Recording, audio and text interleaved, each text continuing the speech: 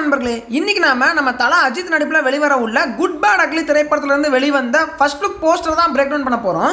So இந்த ஒரு போஸ்டரை பார்த்தாவே தெரியுது இந்த படத்தில் சுத்தமாக லாஜிக்கலாக எதிர்பார்க்க முடியாது. பட் இருந்தாலுமே ஒரு இடத்துல கூட போர் அடிக்காத மாதிரி ஒரு பயங்கரமான ஒரு திரைப்படமாக தான் இது, ஒரு ஃபன் ஃபீல்டான திரைப்படமாக தான் வரப்போகுது அப்படின்னு சொல்லிட்டு இந்த ஒரு ஃபர்ஸ்ட் லுக் போஸ்டர் பார்த்தாவே தெரிஞ்சிருச்சு.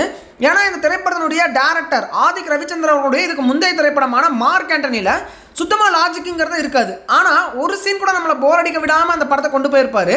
ஸோ அந்த மாதிரி நம்ம தல அவர்களை வச்சு ஒரு படம் எடுத்தால் எப்படி இருக்கும்? ஸோ கேட்கும் போதே வந்து பார்த்தீங்கன்னா நினச்சி பார்த்தாவே அவ்வளோ சூப்பராக இருக்குது நம்ம தல அவர்களுடைய கம்ப்ளீட் பர்ஃபார்மன்ஸ். ஸோ அவர்லாம் வந்துட்டு ஃபர்ஸ்ட்லாம் பயங்கரமான ஒரு பர்ஃபார்மராக இருந்தார், இப்போ தான் ஏனாதோனா நடிச்சிட்ருக்காருன்னு சொல்லலாம்.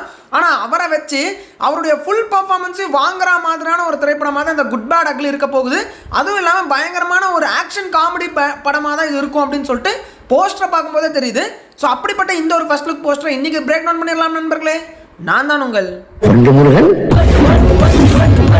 Thank you your honour, thank you. So இந்த ஒரு போஸ்டரில் 3 அஜித் ஃபோட்டோவை வந்து பார்த்தீங்கன்னா காட்டியிருக்காங்க. அதாவது நம்ம தல அஜித் அவர்களே வந்து பார்த்தீங்கன்னா 3 விதமான ரியாக்ஷனில் வந்து பார்த்தீங்கன்னா காட்டியிருக்காங்க. ஸோ குட் பேட் அக்லி அப்படிங்கிற 3 வார்த்தைக்கு ஏற்ப அந்த ஒரு ரியாக்ஷன்ஸ் இருக்கா அப்படின்னு சொல்லிட்டு கேட்டிங்கன்னா இதில் யார் குட்டு, யார் பேடு, யார் அக்லி அப்படின்னு கண்டுபிடிக்க முடிய மாட்டேங்குது. அந்த டைட்டிலுக்கு ஏற்ற மாதிரி தான் நம்ம அஜித் அவர்களுடைய எக்ஸ்பிரஷன்ஸ் எல்லாம் செட் பண்ணியிருக்காங்களா அப்படின்னு சொல்லிட்டு கேட்டிங்கன்னா அது நமக்கு தெரியாத விஷயம் தான். ஆனால் நம்மளே கனெக்ட் பண்ணும் அப்படின்னு நினச்சாலுமே கூட ரைட் சைடில் இருக்கிறவர் ஒரு மாதிரி ரவுடிசம்லாம் பண்ணிட்டு இருக்கிற மாதிரி தெரியுது. அவரை வேணா நம்ம பேட் அப்படின்னு சொல்லி வைக்கலாம். ஸோ அதே மாதிரி லெஃப்ட் சைடில் இருக்கிறவர் வந்து பார்த்தீங்கன்னா மிடில் ஃபிங்கரை காட்டு மாசா நின்றுருக்காரு. ஸோ மிடில் ஃபிங்கரை காட்டுறதுனால அவர் அக்லி அப்படின்னு சொல்லிட்டு நம்ம வச்சுக்கலாம். சென்டரில் இருக்கக்கூடியவர் தான் வந்து பார்த்தீங்கன்னா குட் அப்படின்னு சொல்லிட்டு நான் வந்துட்டு பார்த்தீங்கன்னா அப்படி யோசிச்சு வச்சிருக்கேன். பட் அந்த ஒரு டைட்டிலுக்கு ஏற்ற மாதிரி தான் வந்துட்டு அந்த எக்ஸ்பிரஷன்ஸை செட் பண்ணியிருக்காங்களா அப்படின்னு சொல்லி கேட்டிங்கன்னா கிடையாது அப்படின்னு தாங்க சொல்லணும். இதெல்லாம் தாண்டி இந்த போஸ்டரில் நான் இம்ப்ரெஸ் பண்ண இன்னொரு விஷயம் என்ன அப்படின்னு சொல்லி கேட்டிங்கன்னா நம்ம தல அவர்களுடைய அந்த ஹேர் ஸ்டைலு, அதை தாண்டி ஹேர் கலர் தான் நான் சொல்லுவேன். ஏன்னா எப்போவுமே வந்துட்டு நம்ம தல அவர்கள் ஒரு சால்ட் அண்ட் பெப்பர் லுக்கில் வந்துட்டு பார்த்தீங்கன்னா நிறையா திரைப்படங்கள் நடிச்சிட்டாரு. அதுக்கப்புறம் இப்போ ரீசெண்ட் டைம்ஸில் ஒயிட் ஹேரில் வந்து பார்த்தீங்கன்னா சில திரைப்படங்கள் நடித்தார்.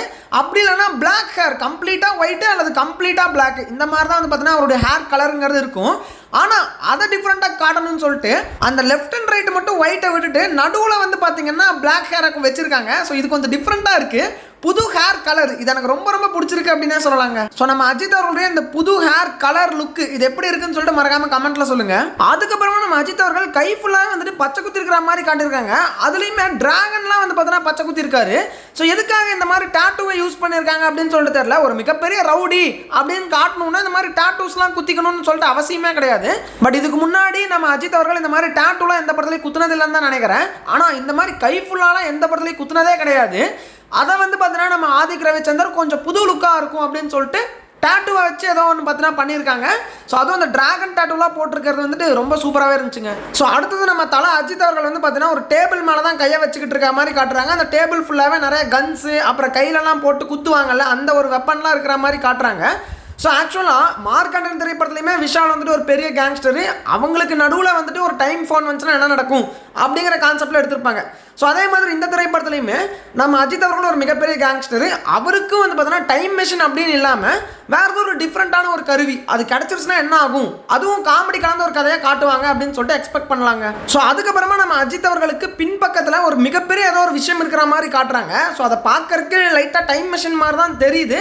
பட் டைம் மிஷினாக இருக்கிறதுக்கான வாய்ப்பு இல்லை. ஏன்னா போன படத்தில் டைமை வச்சு விளையாடிட்டாங்க. ஸோ இந்த படத்தில் அதையவே கொண்டு வந்திருக்கிறதுக்கான வாய்ப்பு இல்லை. ஆனால் அந்த ஒரு விஷயத்தில் பாருங்கள், சம்திங் ரெண்டு பக்கமும் ஒரு டிராகன் வந்து பார்த்தீங்கன்னா கத்துற மாதிரி இருக்குது. ஸோ லெஃப்ட் சைடில் வந்து பார்த்தீங்கன்னா ஏ, ரைட் சைடில் கேன்னு சொல்லிட்டு ஏகே அப்படின்னு சொல்லிட்டு போட்டு பயங்கரமாக வந்துட்டு அந்த ஒரு டிவைஸை வந்துட்டு காட்டியிருக்காங்க. அது என்ன பொருள் அப்படின்னு சொல்லிட்டு தெரில. மேபி டைம் ஃபோன் மாதிரி அதுவும் ஒரு டைம் மிஷினாக இருக்கலாம், அல்லது அதை வச்சு கூட படம் நகரத்துக்கான வாய்ப்பு இருக்குங்க. அடுத்ததாக இந்த திரைப்படத்தினுடைய மியூசிக் வந்து பார்த்தீங்கன்னா டிஎஸ்பி அவர்கள் வந்து பார்த்தீங்கன்னா போடுறதா சொல்லியிருக்காங்க. ஸோ நம்ம டிஎஸ்பி அவர்கள் எந்த மாதிரி மியூசிக் போடுவார் நமக்கே தெரியும். ஸோ அந்த படத்தினுடைய பேர் கிடச்சிருச்சுன்னா அதை வச்சுட்டே ஒரு டியூனை போட்டுருவார். ஸோ இப்போ கூட புஷ்பான்னு சொல்லிட்டு புஷ்பாவை வச்சே ஒரு டியூன் போட்டார்ல. ஸோ அப்படி பார்க்கும்போது குட் பேட் அக்லி அப்படின்னு சொல்லிட்டு போட்டிருக்கு. இந்த ஒரு டைட்டிலை வச்சுக்கிட்டு இவர் எப்படி அந்த பாட்டை போடுவார், குட் பேட் அக்லின்னு சொல்லிட்டு. ஸோ அதை நம்ம பொறுத்திருந்து பார்க்கணும், அது எப்படி அவர் போடுறாருங்கிறதுக்காகவே நான் வந்து வெயிட் பண்ணிட்டு இருக்கேங்க. மொத்தத்தில் இந்த ஒரு திரைப்படம் நார்மலாக இல்லாமல் ஒரு சயின்ஸ் ஃபிக்ஷன் கலந்த காமெடி திரைப்படமாக தான் இது இருக்கும் அப்படிங்கிறது என்னுடைய கருத்து. ஸோ எப்படி இந்த மார்க் ஆண்டனியில் காமெடி இருக்குது, சயின்ஸ் ஃபிக்ஷன் இருக்குது, ஆக்ஷன் இருக்குது, எல்லாமே இருந்துச்சு இல்லையா, அந்த மாதிரி ஒரு கலப்படமான திரைப்படமாகத்தான் இது வரப்போகுது. அதுவும் நம்ம தல அஜித் அவர்கள் நடிக்கிறாரு அப்படின்னா அது பயங்கரமாக இருக்கும் தியேட்டரில் பார்க்கும்போது. ஏன்னா இப்போ ரீசெண்ட் டைம்ஸில் நம்ம தளபதி விஜய் அவருடைய கோட் திரைப்படம் ஒரு சயின்ஸ் ஃபிக்ஷன் திரைப்படமாக தான் வரப்போகுதுன்னு சொல்லிட்டு பேசிக்கிட்டு இருக்காங்க. அப்படி தான் அந்த போஸ்டர்ஸ்லாம் பார்க்கும்போது தெரியுது. அதே மாதிரி தான் நம்ம சூர்யா நடிப்பில் வெளிவர உள்ள கங்குவா, அதுவுமே வந்துட்டு ஒரு டிஃப்ரெண்ட்டான சயின்ஸ் ஃபிக்ஷன் திரைப்படமாக இருக்கிறதுக்கான வாய்ப்பு இருக்குது. ஏன்னா ப்ரெசன்ட் சூர்யா இருக்காரு, பாஸ்ட் சூர்யாவும் இருக்கிற மாதிரி காட்டுறாங்க.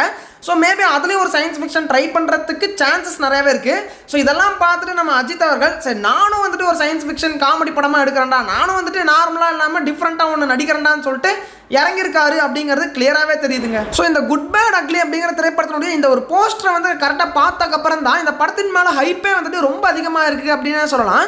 ஏன்னா இப்போ ரீசெண்டாக வந்துட்டு கோட் அப்படின்னு சொல்லிட்டு ஒரு படம் வரப்போகுது தளபதியோடது, அதுவும் சயின்ஸ் ஃபிக்ஷன் தான். கங்குவா அப்படின்னு சொல்லிட்டு நிறைய படங்கள் வர்றதா இருந்தாலுமே ஒரு தியேட்டரில் ஒரு 3 மணி நேரம் உட்காந்து நல்லா கத்தி சிரிச்சுக்கிட்டு ஒரு டிஃப்ரெண்ட்டான ஜானரை என்ஜாய் பண்ணுற ஒரு திரைப்படமாக குட் பேட் அக்லி வரும் அப்படிங்கிறது என்னுடைய ப்ரெடிக்ஷன். அதுபோக பழைய அஜித் அவர்களை நம்மளால் பார்க்க முடியும். பழைய பெர்ஃபார்மர் அஜித் இருக்கார் இல்லையா, அவரை வந்துட்டு இந்த ஒரு திரைப்படம் காட்டும் அப்படிங்கிறதெல்லாம் நான் மலை மாதிரி நம்பிக்கிட்டு இருக்கேன். ஸோ அப்படி பார்க்கும்போது இந்த படத்துக்கு இன்னுமே என்னுடைய ஹைப் வந்து அதிகமாகிட்டே இருக்குது. ஸோ நீங்கள் இந்த குட் பேட் அக்லி திரைப்படத்துக்கு எந்த அளவுக்கு வெயிட் பண்ணிட்டு இருக்கீங்க, ஸோ இது எந்த மாதிரி படமாக அமையும் அப்படிங்கிறது உங்களுடைய தாட்ஸ் என்னென்ன அப்படின்னு சொல்லிட்டு மறக்காமல் கமெண்ட்டில் சொல்லுங்கள் நண்பர்களே. உங்களை நான் அடுத்த வீடியோவில் சந்திக்கிறேன்.